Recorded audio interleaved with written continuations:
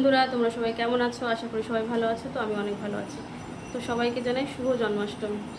আজকে কালকে জন্মাষ্টমী পড়েছে, কিন্তু আমি কালকে পালন করতে পারিনি, আজকে করব। তাই সকাল সকাল উঠে পড়েছি, বাড়ির সব কাজ বাজ হয়ে গেছে। এবার যাব স্নান করতে। কিছু বাসন আছে, ঠাকুরের বাসন মাজতে হবে, তো সেগুলো মাজবো। আর তার আগে দেখিয়ে নিই আমি গোপুর জন্য কী কী কিনে নিয়ে আসলাম। সেইভাবে দেখাতে পারবো না, স্নান টান করেছি যখন গোছাবো তখন দেখাবো কী কী কিনে নিয়ে এসেছি। এখন উপর দিয়ে একটু দেখিয়ে নিচ্ছি। এই যে গোপুকে এই মণ্ডপটায় বসিয়ে আজকে মানে মণ্ডপটা সাজানো হবে জন্য এই কাগজগুলো একটু মুড়িয়ে দিয়েছি। আর এই দেখো ফুল নিয়ে এসেছি, নারকেল ছাড়িয়ে রেখেছি, ওর যা যা লাগে। আর এই যে আরও আছে, এই যে ফল টল সব নিয়ে এসেছি। তো বন্ধুরা, ভালো করে সেভাবে কিছু দেখাতে পারলাম না, কারণ স্নান করিনি তো, ছুতে পারলাম না। তো স্নান টান করে আসি, কিছু কাজ আছে করে নিই, তারপরে দেখাবো পুরোপুরিভাবে কী কী নিয়ে আসলাম, কেমন করে সাজালাম সব দেখাবো। তো দেখতে থাকো, আজকের ব্লগটা অবশ্যই তোমাদের ভালো লাগবে। তো ঠাকুরের বাসন নিয়ে বসে পড়েছি মাজার জন্য, অর্ধেকটা মাজা হয়ে গেছে। এগুলো আমার সব ঠাকুরের নিরামিষ বাসন, ছাদে নিয়ে চলে এসেছি। যেহেতু নিচে এঁঠোকাটা মাজা হয়, ওই জন্য ওখানে মাজলাম না, ছাদে নিয়ে চলে এসেছি। মেয়ে মাঝে মাঝে একটু ক্যামেরা ধরে দিচ্ছে, তার মধ্যে দেখি মেঘ করেছে, খুব বৃষ্টি চলে এসেছে। তো বন্ধুরা, স্নান টান করে চলে এসেছি। ঘরে পুজো দিতে হবে আগে, যেহেতু আজকে বৃহস্পতিবার, তাই ঘরের পুজোটা আগে দিয়ে নিই, তারপরে গোপালের দিকটা দেখবো। এখন দেখো স্নান টান করে চুল টুল কিচ্ছু আসতে পারিনি, আগে ঠাকুরের অনেক বেলা হয়ে গেছে, ঠাকুরকে আগে সেবা দিতে হবে, ঠাকুরকে আগে সেবা দিয়ে নিই, তারপরে গোপালের দিকটা দেখছি। তো দেখতে থাকো। তো প্রথমেই আমার একটা মানে কি বলবো শিবলিঙ্গ আছে, সেটাকে স্নান করিয়ে নিচ্ছে। এটা আমার দিদি শাশুড়ির স্মৃতি।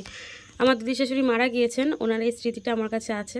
আমি যেহেতু খুবই ছোট, দেখতেই পাচ্ছ, আমি কিনলে কিনতে পারি আর একটা আনতে পারি, কিন্তু আনি না, যেহেতু আমার এটা দিদি শাশুড়ির স্মৃতি।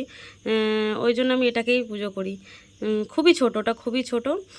আর এই পাথরগুলো যে মানে আমার দিদি শাশুড়ির না আমার শাশুড়ি মা নিয়ে এসেছিলেন আমি জানি না, কিন্তু আমার ঠাকুরের, আমি যখন থেকে বিয়ে করে এসেছি এদের বাড়িতে, তখন থেকেই দেখছি আমার ঠাকুরের সিংহাসনে এদেরকে, তাই আমি এদেরকেই পুজো দিই, যেমন করে পারি দিই আর কি। এই যে প্রথমে আমি ওদেরকে স্নান করিয়ে নিলাম, নিয়ে এটা তামার, এই যে সাপটা বানানো না, তামা দিয়ে বানানো, এটাও মানে এটাকেও স্নান করিয়ে নিলাম।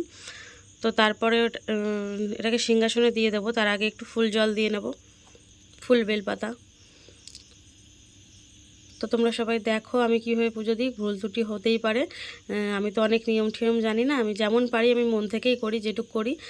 তো ভুল ত্রুটি হলে মার্জনা করো, আমাকে শিখিয়ে দিও কমেন্টে কেমন করে কি করতে হয়। তো যেটুক করি মন দিয়ে, মানে মন থেকেই করি। তো দেখো আমি কেমনভাবে কি করি।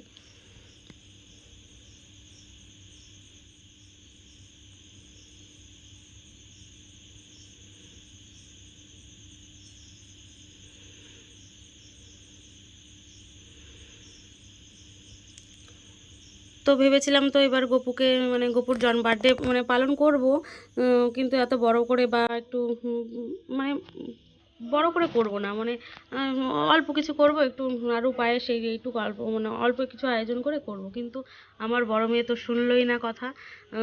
মা, ভাইয়ের বার্থডে তো পালন করতেই হবে।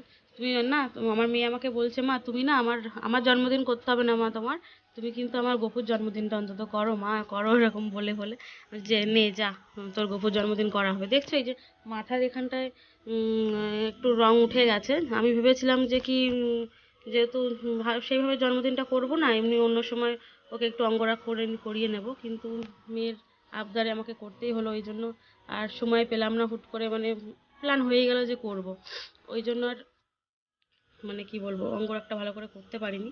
অনেকদিন আগে করা হয়েছে, ওই জন্য রঙটা একটু উঠে গেছে। আমি এখন ওকে গোপী চন্দন দিয়ে একটুখানি এ করে গায়ে একটু মাখিয়ে দিয়ে স্নানটা করিয়ে নেব, তারপরে তো পঞ্চামৃত আছে, অনেক কিছু আছে, সেগুলো দিয়ে স্নান করাবো। তো সবটুক শ্যুট করতে পারছি না, যেহেতু আমার স্ট্যান্ডটা খারাপ, মেয়ে আমার ফোন ধরে দিয়েছে, মেয়ে ফোন ধরছে যেটুক সেটুখানি মানে শ্যুট করতে পারছি, নাহলে এইভাবে হচ্ছে না, একটা স্ট্যান্ড কিনতে হবে। তো আমার গপু আমার বাড়ি এসেছে এই 1 বছর হচ্ছে, আগের বছর আজকের দিনেই এসেছিল আমার বাড়িতে। আমার বর আমাকে সারপ্রাইজ দিয়েছিল এনে। আমি এমনি মানে কি বলবো, বাড়ির যেমন পুজো হয় জন্মাষ্টমীতে, সেইভাবেই আমি অল্প একটু কিছু আয়োজন করেছিলাম। কিন্তু ঘুম থেকে উঠেছি, উঠে আমার বর বাজারে গেল, বাজার থেকে এসে দেখি আমাকে বলছে চোখ বন্ধ করো। চোখ বন্ধ করলাম, হাতে আমাকে গপুকে তুলে দেয়। খুব সেদিনকে মানে মনের মধ্যে এমন একটা হয়েছিল যে আমার দুটো মেয়ে, আমার ছেলে নেই। আমি মনে মনে ঠিকই করে নিয়েছিলাম ওকে ছেলে হিসেবেই আমি আমার কাছে রাখবো। তো আজ পর্যন্ত ছেলে হিসেবেই রেখেছি। একটা বছর হলো ওর জন্মদিন পালন করছি। আমার মেয়েদের যদি আমি, আমাদের তো দিন আনা দিন খাওয়া, মেয়েদের যদি আমি ঠিকঠাক করে মানে ওদের শখটা পূরণ নাও করতে পারি বা ওদের ইচ্ছা মতো খাবার নাও দিতে পারি, কিন্তু আমি গপুকে কোনোদিনও আজ পর্যন্ত একটা নকুনদানা দিয়ে পুজো দিইনি। সবসময়ের জন্য ওকে আমি ভালোটা দেওয়ার চেষ্টা করি, যত কষ্ট হোক আমার, কিন্তু আমি আমার গোপালকে সবসময় ভালো মানে আহারটা ভালো দেওয়ার চেষ্টা করি। তো অনেক বকবক করছি, অনেক মনের কথা বলছি। তোমরা আমার ব্লগটা দেখতে থাকো, আর এতক্ষণ ধরে যারা আমার ব্লগটা দেখছো, তারা অবশ্যই একটা করে লাইক করে দাও। আর কমেন্টে জানিও আমার গপুকে আজকে কেমন লাগবে না লাগবে। পরে তো দেখবে, আমি ভয়েস ওভারটা পরে দিচ্ছি, তাই জন্য বলছি আমার গপুকে কেমন লাগবে অবশ্যই কমেন্ট কমেন্টে অবশ্যই জানিও।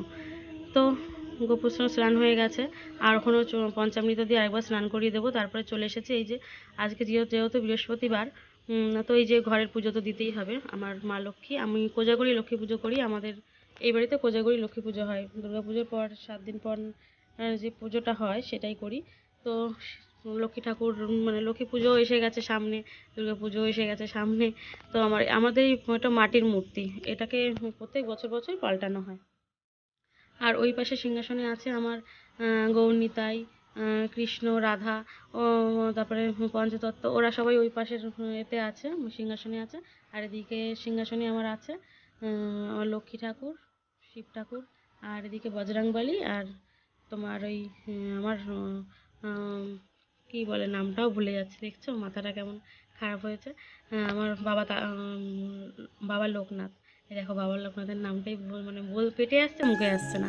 এই যে আমার বাবা লোকনাথ, অনেক ছোট্ট একটা মূর্তি। ওনাকেও একটা সাদা রঙের বেল ফুল বলতে হয় মনে হয় এটাকে বলে, মালা এনে পরিয়ে দিয়েছি। একদিকে ভোগ নিবেদন করে দিয়েছে এনাদের। তারপরে আর এই যে মালাগুলো দেখছো না, এগুলো আমার মেয়ে গেঁথে দিয়েছে, জানো, আমার গাছের ফুলের মালা আমার মেয়ে গেঁথে দিয়েছে। সকাল সকাল মা বলছে, মা আজকে সবাইকে তুমি একটা করে মালা পরিয়ে দিও। আমি বললাম হ্যাঁ বাবা, তুই গেঁথে দিয়ে আমি পরিয়ে দেবো। আর এদিকে আমার গপুকেও তো সুন্দর করে সাজুগুজু করে বসিয়ে দিয়েছি, দুপুরের আহার দিয়ে দিয়েছি। যেহেতু আমি রাত্রিরে পুজোটা করব, ওই জন্য দুপুরে একবার ওকে মানে খেতে দিয়ে দিয়েছি। তো দিয়েছি আমিত্তি, দিয়েছি ওই যে কি বলে ওটাকে মালপোয়া, আর কিছু ফল দিয়ে দুপুরের ভোগটা নিবেদন করেছি। তো তোমরা সবাই দেখো, ভোগ দর্শন করো।